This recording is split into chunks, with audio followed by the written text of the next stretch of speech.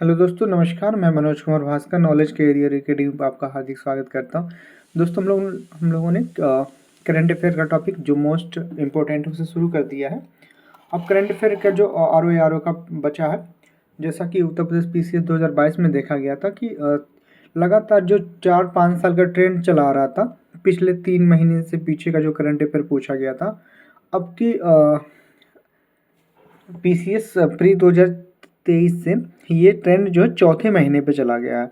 मतलब मई में पेपर हुआ था 14 मई को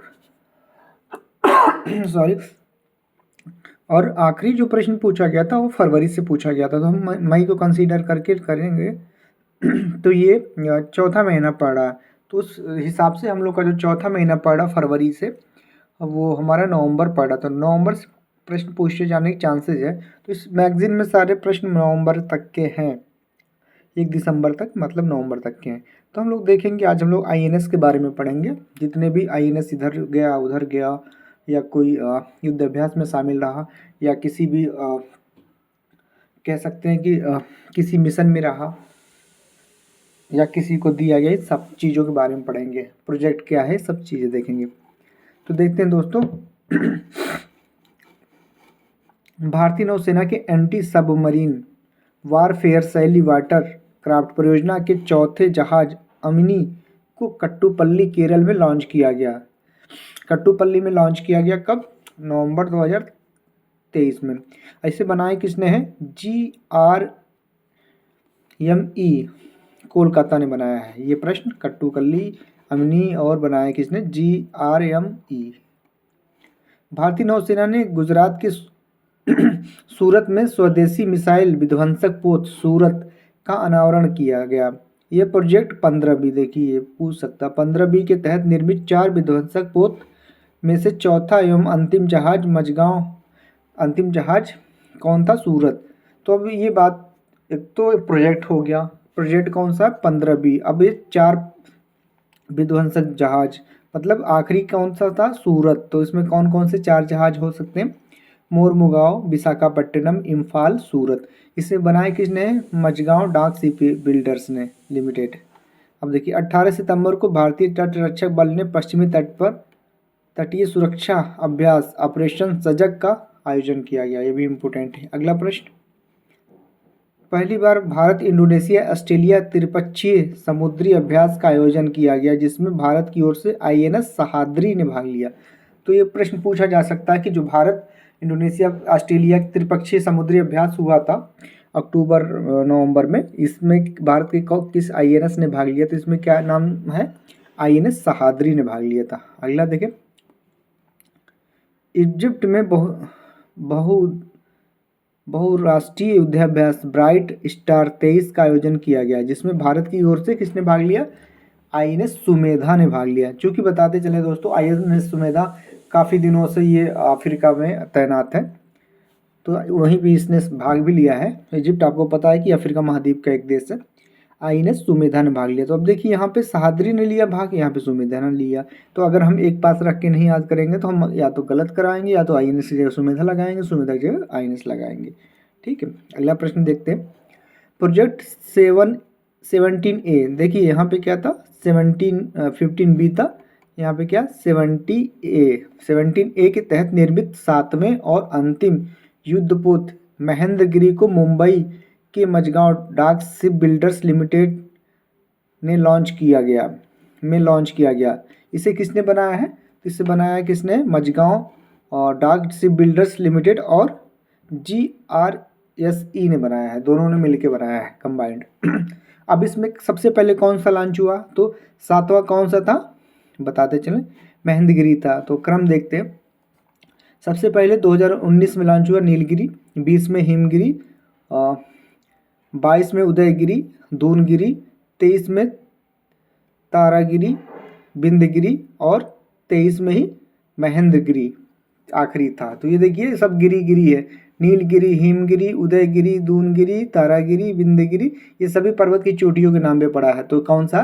प्रोजेक्ट 17A के तहत है। अगला प्रश्न, सेशल्स में आयोजित ऑपरेशन सर्दन रेडिनेंस 2023 बहुराष्ट्रीय पहल में भारतीय नौसेना के जहाज INS सुनैना ने हिस्सा लिया। मेरे हिसाब से सुनैना नहीं सुमेधा होना चाहिए, फिर भी मैं एक बार चेक करता हूँ।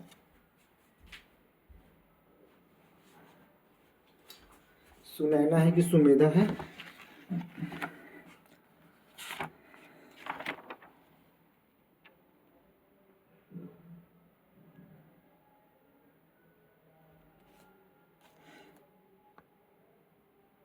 सुनैना ही है, सुनैना है, सुमेधा नहीं है, सुनैना ही है। सुनैना ने हिस्सा लिया क्योंकि सेशल्स में अभी इस समय तैनात जो है सुमेधा तैनात है, तो मुझे लगा कि ऐसा नहीं, स्पेलिंग मिस्टेक। भारतीय नौसेना तथा इंडोनेशिया नौसेना के बीच समुद्री साझेदारी अभ्यास का आयोजन जकार्ता में किया गया, जिसमें भारतीय नौसेना के INS सहाद्री तथा INS कोलकाता ने भाग लिया। ठीक है। तो अब देखिए 3 जगह युद्धाभ्यास हुआ। एक जगह सहाद्री ने भाग लिया है, एक जगह सुमेधा ने भाग लिया, एक जगह सहाद्री और सुमेधा ने भाग लिया। तो कहाँ कहाँ भाग लिया देखिए, हम रिवीजन भी कर देते हैं। जो इजिप्ट था, इजिप्ट और भारत बहुराष्ट्रीय जो नौसेना अभ्यास हुआ था भारत के साथ में, बहुराष्ट्रीय और इजिप्ट में हुआ था जो, उसमें भारतीय INS सुमेधा ने भाग लिया था। फिर ऑस्ट्रेलिया, इंडोनेशिया, पैसिफिक, आप देख सकते हैं यहाँ पे हुआ कहीं, हाँ, Indonesia Australia, Bharat Indonesia Australia जो त्रिपक्षीय समुद्री अभ्यास था उसमें सहाद्री ने भाग लिया। फिर यहाँ पे भारत नौसेना तथा इंडोनेशियाई नौसेना के बीच में, भारतीय नौसेना और इंडोनेशिया नौसेना के बीच में सहाद्री और कोलकाता ने भाग लिया। अगला, भारत द्वारा स्वदेश निर्मित युद्धपोत INS कृपाण वियतनाम को तोहफे में दिया गया। तो अभी प्रश्न पूछ सकता है कि INS कृपाण किस देश को भारत ने तोहफे में दिया है, तो कौन सा होगा ये INS कृपाण। ठीक है।